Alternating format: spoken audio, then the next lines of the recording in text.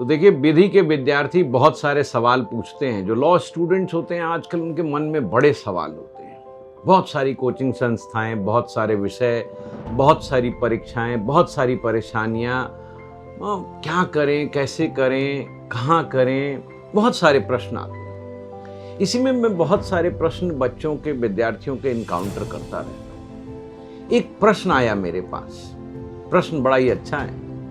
किसी विद्यार्थी ने पूछा कि ये बताइए सर कि मैं तो जुडिशरी की तैयारी नहीं करता, बट मुझे लॉ सीखना है। मैं बहुत अच्छा वकील बनना चाहता हूँ, बहुत अच्छा एडवोकेट बनना चाहता हूँ, या बहुत अच्छा शिक्षक बनना चाहता हूँ, या बहुत अच्छा लॉ का जानकार बनना चाहता हूँ। क्या मुझे भी एम्बिशन लॉ इंस्टीट्यूट में कोचिंग करनी चाहिए? मैंने सोचा मैं इनको क्या उत्तर दूं, क्योंकि मैं तो जुडिशरी के लिए पढ़ाता ही हूं।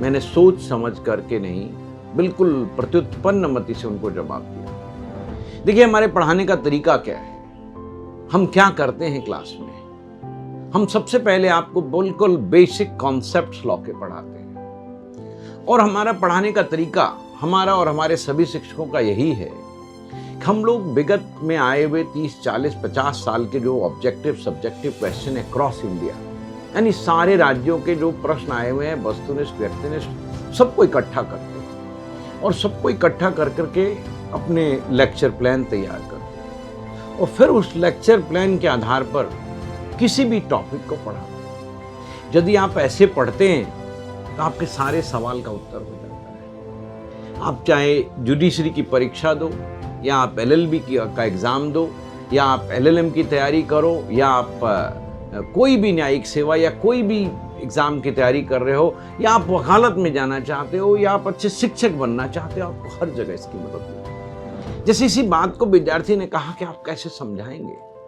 तो मैंने एक उदाहरण दिया कि देखो, तुमने सवाल तो बहुत पढ़े होंगे। एक सवाल आता है हमारे साक्ष्य अधिनियम में, एविडेंस एक्ट में, कि कॉम्पिटेंट विटनेस कौन है। क्या चाइल्ड भी एक कॉम्पिटेंट विटनेस है? क्या रेप विक्टिम भी एक कॉम्पिटेंट विटनेस है? क्या ल्यूनेटिक कॉम्पिटेंट विटनेस है? क्या डी फॉर डम कॉम्पिटेंट विटनेस है? क्या एकम्प्लिस कॉम्पिटेंट विटनेस है? क्या एक छोटा बच्चा कॉम्पिटेंट विटनेस है? मैंने जवाब दिया, देखो, हमारे साक्ष्य अधिनियम में जो पहले इंडियन एविडेंस एक्ट था और जो भारतीय साक्ष्य अधिनियम में, दोनों में लिखा है all person shall be a competent witness. यानी इसका सीधा सा अर्थ है कि सारे लोग कॉम्पिटेंट, सारे लोग। कौन नहीं होता है जो कि न्यायालय के प्रश्न न समझ सके, और जो प्रश्न समझ करके उसका यथोचित उत्तर न दे सके। One who is not able to understand the question and one who is not able to answer the question reasonably. So they are incompetent. You tell me, यदि चाइल्ड ऐसा है तो क्यों नहीं कॉम्पिटेंट है? उस प्रश्न भी समझ रहा है, उत्तर भी समझ रहा है, ल्यूनेटिक प्रश्न भी समझ रहा है, उत्तर भी दे रहा है, क्यों नहीं कॉम्पिटेंट है? तो मैंने उसका उत्तर दिया कि देखो, यदि आप बारीकी से पढ़ोगे, और ये मुझे कैसे पता चला, कैसे इतने प्रश्न हम रेज कर पा रहे हैं, ये इसलिए कि मैंने विगत 30-40 साल के सवाल लिखे। तो ये प्रश्न की भी सिर्फ जुडिशरी की तैयारी करने वाला ही एम्बिशन लॉ इंस्टीट्यूट में पढ़ेगा, ये तो उचित नहीं है। विद्यार्थी तुरंत पूछता है मुझसे, तो इसका मतलब तो सर आप वो काम कर रहे हैं जो भारत के बड़े बड़े विश्वविद्यालय नहीं कर पा रहे हैं लॉ में। आप कह सकते हैं सर, मैं नहीं क्लेम कर रहा हूं, लेकिन हाँ, मैं ये दावा कर सकता हूं कि मैं जो पढ़ाता हूं वो मैं ही पढ़ाता हूं। वो इसलिए कह रहा हूं, हमारे यहाँ बहुत बड़ा एक रिसर्च का काम है। हमने एक R&D विंग बना रखा है। हर चैप्टर में, जैसे मैंने विटनेस की अभी बात की, अभी मैं और आगे जाऊं, चाइल्ड विटनेस में वॉयर डायर टेस्ट क्या है, 1950 का वो जजमेंट, 1952 का जो जस्टिस विवियन बोस ने दिया था, वो भी पढ़ाते हैं, और 2024 का भी निर्णय हमने पढ़ाया। हम सारी चीजें बताते हैं। रेप विक्टिम, जो क्राइम अकेले में होता है, उसमें कौन कॉम्पिटेंट विटनेस होगा? तो तर्क पर आधारित है ये विषय विधि।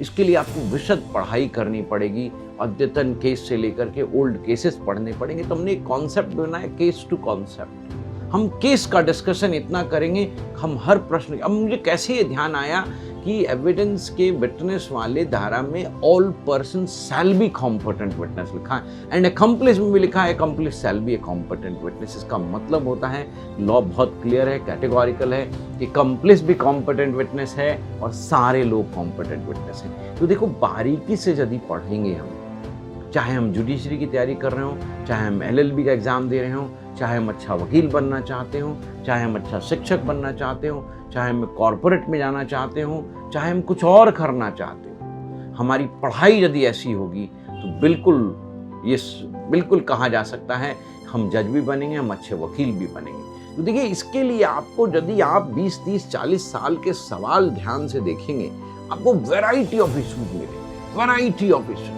अब जैसे मैंने विटनेस की बात करी, आपको क्या लगता है विटनेस में इतने ही सवाल हैं? नहीं, विटनेस में बहुत सारे सवाल हैं। जैसे एक सवाल आया कि भाई आपने कह तो दिया husband and wife will not be competent witness for communication during marriage, लेकिन आपने कह दिया कि तीसरे व्यक्ति के हाथ लग गया तो हो जाएगा जी, वो एविडेंस लाया जा सकता है। तो आपने प्रोविजन को नलीफाई कर दिया, उसकी पोटेंसी को समाप्त कर दिया।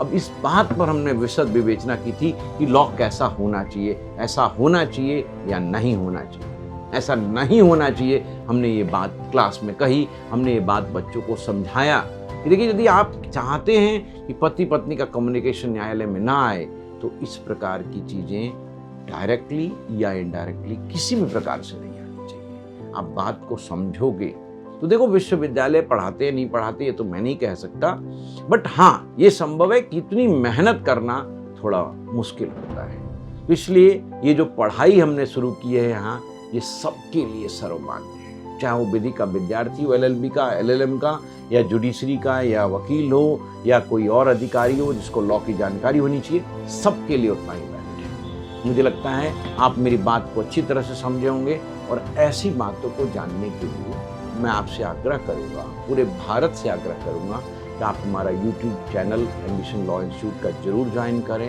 हमारे Instagram को भी लाइक करिएगा, हमारे Facebook पेज से भी जुड़िएगा। धन्यवाद।